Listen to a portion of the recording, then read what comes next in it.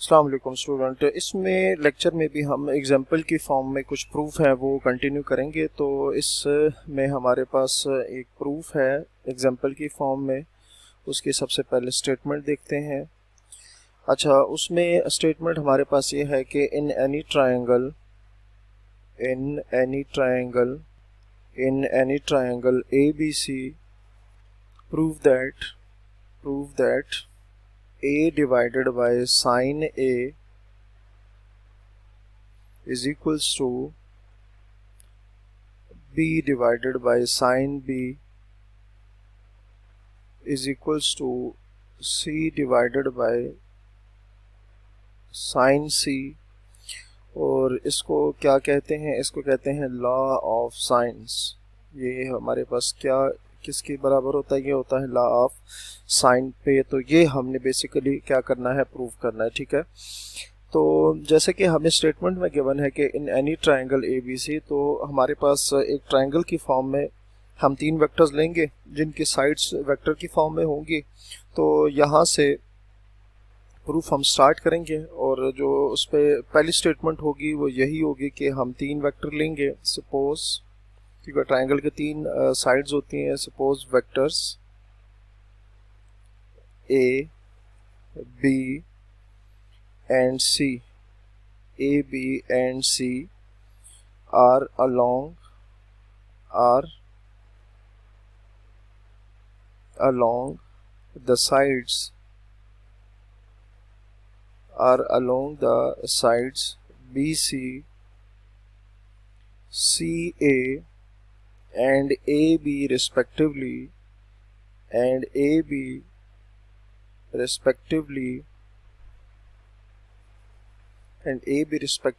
of the triangle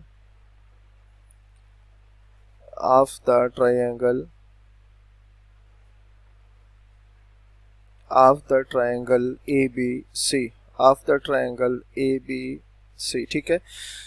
हमने इसमें ये कहा है कि जो तीन वेक्टर्स हैं वो ट्रायंगल ABC के साइड को शो करते हैं। तो एक ट्रायंगल बनाएंगे। नेक्स्ट पेज पे बना लेते हैं। तीन साइड्स हैं ये। लेट से हमारे पास फर्स्ट साइड आ गई है, ये सेकंड साइड आ गई है और यहाँ से हम ये थर्ड साइड ले लेते हैं। ठीक है, इनको नाम दे देते हैं। लेट से ये जो वर्टेक्स है ये B है, ये वर्टेक्स A हो गया और ये हमारे पास C हो गया। ठीक है, वेक्टर की डायरेक्शन, इसकी डायरेक्शन इधर कर देते हैं, इसकी डायरेक्शन इस तरफ होगी और इसकी डायरेक्शन यहाँ पर होगी। ठीक है।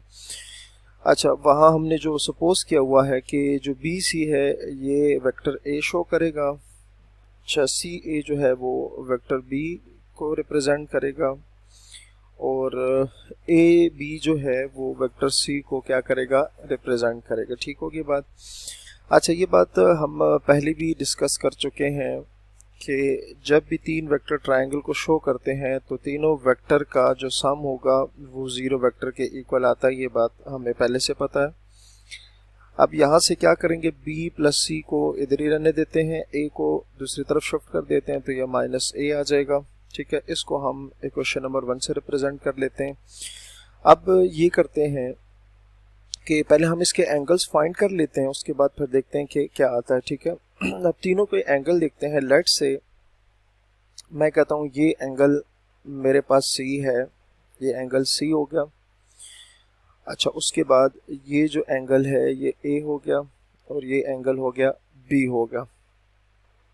तो अगर ये C है तो पूरा चूंकि सर्कल पूरी जो यहाँ तक आएगा ये 180 होगा ना, तो ये जो एंगल आएगा आउटसाइड पे हमारे पास ये आएगा पाई माइनस C आएगा। ठीक है, उसी तरह अगर इसको देखें तो ये आएगा पाई माइनस A, ये जो रेड से मैं शो कर रहा हूँ ये पाई माइनस A आएगा।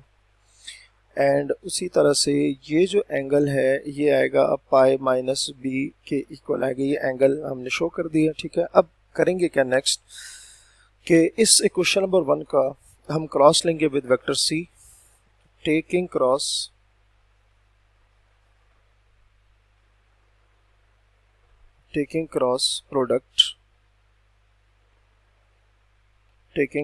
Cross product with vector C, तो इसका जब क्रॉस लेंगे सी के साथ तो क्या आएगा, कुछ इस तरह से आ जाएगा कि बी प्लस सी क्रॉस सी माइनस ए क्रॉस सी। ठीक होगी बात। अब इसको बी क्रॉस सी लिखा जा सकता है, प्लस सी क्रॉस सी लिखा जा सकता है, एंड यहाँ पर माइनस ए क्रॉस सी को सी क्रॉस ए लिखा जा सकता है। साथ रीजन मेंशन करेंगे कि जो माइनस ए क्रॉस सी होता है वो सी क्रॉस ए के इक्वल लिखा जा सकता है। ठीक होगी बात। अच्छा, नेक्स्ट अब हम ये लिखेंगे कि बी क्रॉस सी प्लस सी क्रॉस सी, दो वेक्टर सेम हो तो उनका डॉट जो होता है क्रॉस जो होता है वो जीरो के इक्वल आएगा। यहाँ से आ जाएगा सी क्रॉस ए आ जाएगा, ये क्या आ जाएगा, सी क्रॉस ए आ जाएगा। अगेन यहाँ रीजन मेंशन करेंगे कि सेम वेक्टर का क्रॉस जो है वो जीरो के इक्वल होता है। सेम वेक्टर का क्रॉस किसके इक्वल होता है, जीरो के इक्वल होता है। तो ये चीज़ भी आपको पता होनी चाहिए। ठीक होगी बात। अच्छा जी, अब हम ये लिखते हैं कि बी क्रॉस सी हमारे पास लेट से दो वेक्टर्स हैं। ठीक है, बी क्रॉस सी हमारे पास क्या है, दो वेक्टर्स हैं। तो अब अगर इसका क्रॉस अप्लाई किया जाए तो ये लिखा जाएगा B vector magnitude C vector magnitude sine B और सी के दरमियान जो एंगल है, तो बी और सी के दरमियान अगर आप देखें जो एंगल आ रहा है वेक्टर बी और सी के दरमियान, ये बी और सी के दरमियान वो क्या आ रहा है, पाई माइनस ए आ रहा है। तो हम यहाँ पर लिखेंगे पाई माइनस ए लिखेंगे, पाई माइनस ए लिखेंगे। राइट साइड पे चूंकि दोनों साइडों पर हमने क्रॉस अप्लाई करना तो आएगा C vector magnitude A vector magnitude sine sine minus beta.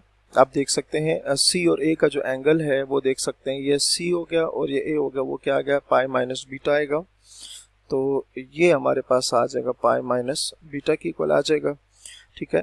अच्छा, ये हम लिख सकते हैं B C sine A light angle property के थ्रू, और इसको लिखा जा सकता है C A sine B light angle property के थ्रू। ठीक है, तो ये हमने किसके थ्रू इसको यूज़ किया, लाइट एंगल प्रॉपर्टी के थ्रू। आपको मैं पहले भी बता चुका हूँ कि लाइट एंगल प्रॉपर्टी जो है वो किस तरह से अप्लाई होती है। तो इसको हम इंशाल्लाह इधर से नेक्स्ट वीडियो में कंटिन्यू करेंगे। तो अपना बहुत सारा ख्याल रखिए। अल्लाह हाफिज़।